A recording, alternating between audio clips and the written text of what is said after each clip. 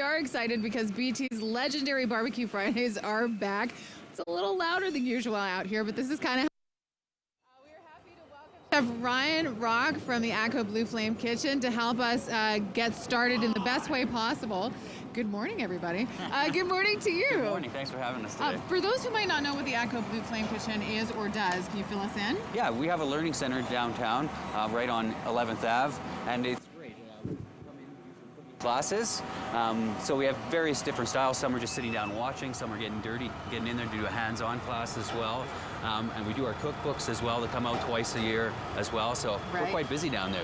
And this one, a specialized look at the grill? Yeah, one of my favorites. We're doing all grilling in that cookbook. Amazing. From breakfast right through to dessert in there. Okay, well, we're ready for breakfast, and we don't mind if it's ribs for breakfast here on BT. Yeah, so most people don't. No, we really ribs don't. Are always a hit. Okay, so what's on the menu today? Today we're doing some baby back ribs today. Everyone loves that. It's kind of the king of ribs. So we're going to do up a little spice rub that we can make for them. A nice apricot barbecue sauce for them, so a little bit of a different take on barbecue sauce. Okay. And we made some cornbread to try as well, some jalapeno cornbread. Perfect. Okay, so let's do the sauce. To get started, we've got our baby back ribs here that we've cleaned up. Sometimes there's a membrane on the back. We pulled that off so they'll be nice and tender. That's key, right? Yeah, we don't want to have them too chewy. Okay. So we're going to make a nice rub for them. We'll start with some brown sugar in there. Always good to have some sweetness. A little bit of chili powder. That's quite a bit, actually. Yeah, we want to have a little bit of heat. Yeah. It's going to be more than just for this one rack. Okay, but you can keep it? You can keep it? I like to do extra, so you have it in the pantry kind of ready to go later on. Perfect. A little bit of fresh black pepper, some ground mustard powder, and a little bit of onion powder. Okay. So this is kind of a base recipe. If there's other things in there like that you like, cumin, coriander, stuff like that, feel free to add in there. You can use this. It works great on its own, but you can use it kind of as a base. Don't forget the sugar, right? Yeah, you got to have the sugar in there. It's going to help caramelize on the barbecue, add a bit of sweetness. So you just want to give it a nice mix. If you don't have time, you're in a rush, you can put it on there and start cooking right away.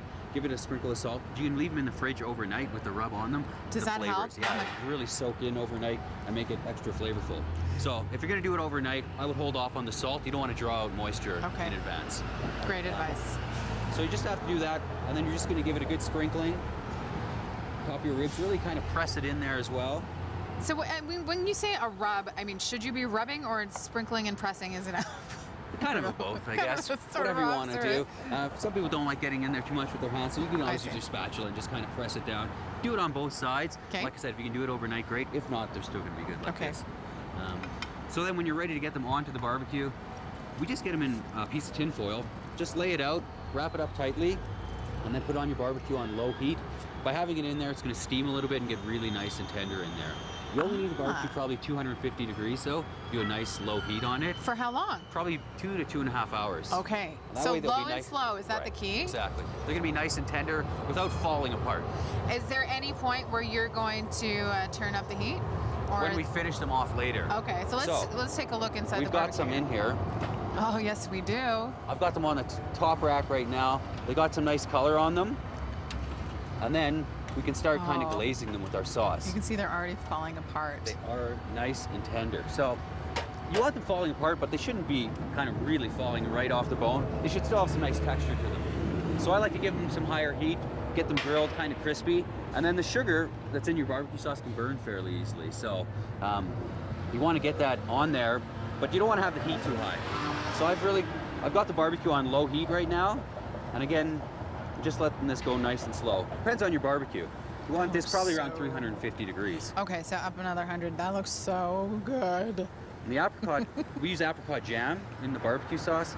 It really gives it kind of a different flavor. It's just another form of sweetness, but jam can work really well. So quickly run us through, we didn't get a chance to put this together, but just tell us what's in the sauce component here. So sauce, we've got apricot jam there. Yeah. Ketchup, which is kind of a classic in a lot of barbecue sauce. Some apple cider vinegar for a nice bite, but still a nice, not overly powerful vinegar. Molasses, of course, very popular in barbecuing. Some Worcestershire sauce, chili powder again, Dijon mustard for a little bit of bite. And then we've got onion and garlic powder as well.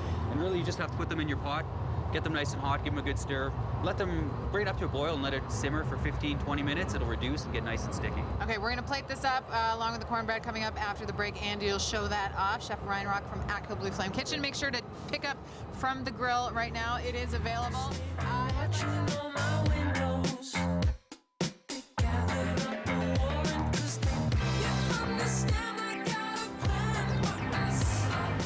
Good morning to you. Breakfast television at 8:24. They call me Andy Sticky Fingers Schultz for a reason. The ribs, all plated up with Chef Ryan. Got some green on there. Presentation is everything, but the taste, I think, trumps it this time out. I want to ask you about, again, looks beautiful when it comes to summer entertaining and barbecuing, maybe with some vino or some beer. What kind of a wine would you serve this with, and what kind of a beer would you serve this with? I'd probably go with a white wine for sure with the ribs, but you know, kind of whatever you like best, I think, is the key.